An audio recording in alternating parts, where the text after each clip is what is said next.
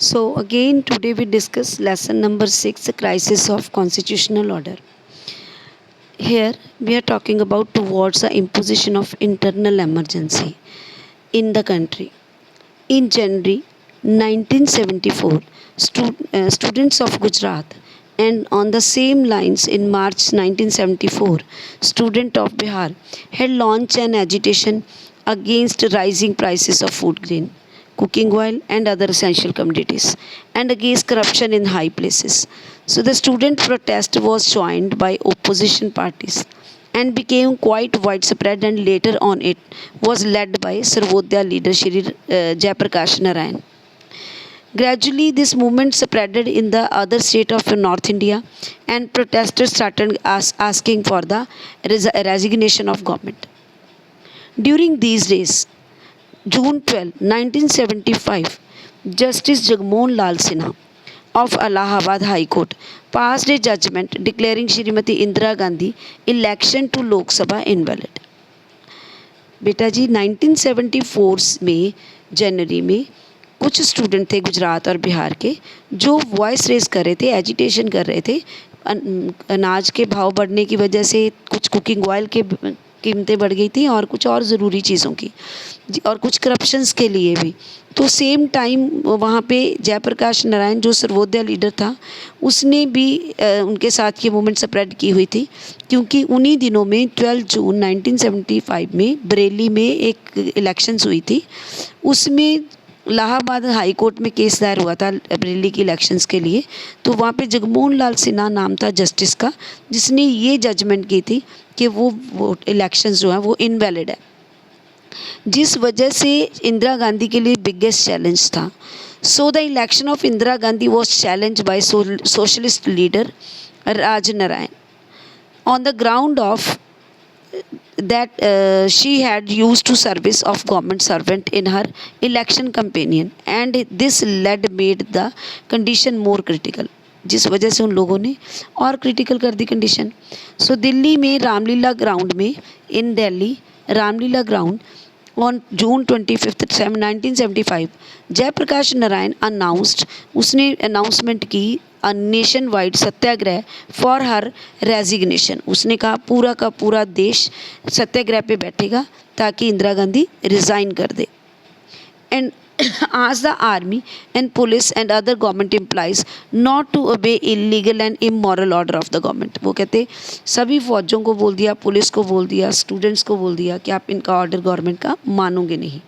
तो इस समय को क्राइसिस ऑफ डेमोक्रेटिक ऑर्डर बोला जाता है। So again we discuss about emergency provision in Indian constitution. तो हमारे कॉन्स्टिट्यूशन में एक प्रोविज़न बना हुआ है एमरजेंसी का। हमारे कॉन्स्टिट्यूशन में एक प्रोविज़न है जिसको हम एमरजेंसी बोलते हैं। तो constitution of India from article number 352 to 360, article 352 to 360 में प्रोवाइड की गई है एमरजेंसी। ये पावर किसके पास होती है? प्रेसिडेंट के पास, power of the president. So these are the extraordinary power provided to deal with extraordinary situation. Extraordinary power है और एक्स्ट्रा ऑर्डिनरी सिचुएशन को डील करने के लिए होती है। क्लियर? तो इसमें होता क्या है, from the time to time the inclusion of these power has been widely criticized by different people, but in spite of all this, these were the part of and parcel of the Indian Constitution. Is that clear? And have been used from time to time. इसको समय समय से use किया जाता है। Next है national emergency in India. There are 3 kind of emergencies: national emergency, constitutional emergency and financial emergency. Today we discuss about the national emergency. Under article number 352 students please या ध्यान रखना, ये नेशनल एमरजेंसी कितने नंबर article में आती है? It will come in board exam as a MCQ.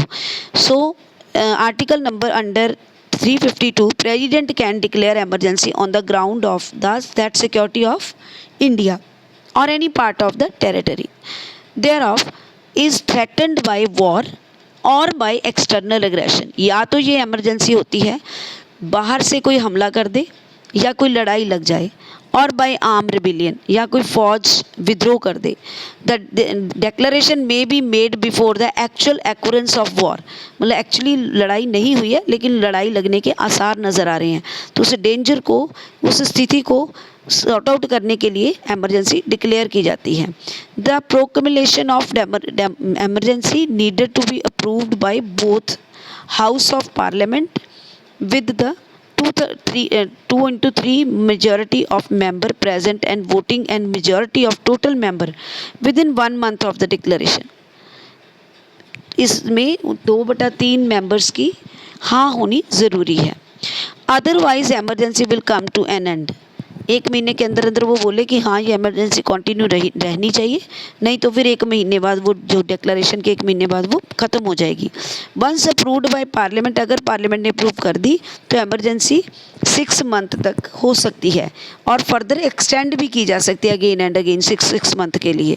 So like this continue long time के लिए एमरजेंसी लगाई जा सकती है।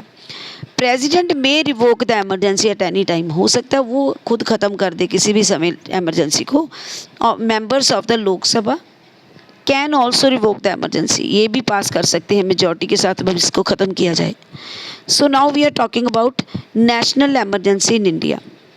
For the first time national emergency was declare in India in 1962 to deal with situation created due to the Chinese attack, जब China ने attack किया था at that time.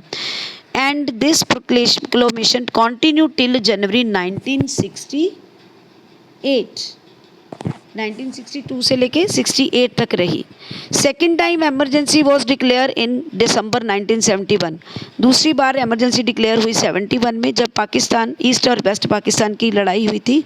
Eight that time India support to the east Pakistan at the time, तो it was lasted till March 1972, 71 से लेके 72 तक रही।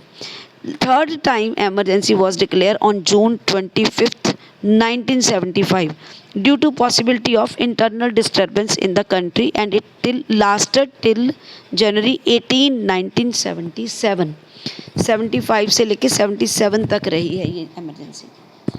ये कब हुई थी? जब इंदिरा गांधी ने एमरजेंसी लागू की थी, जब उन्होंने कहा था इंदिरा हटाओ।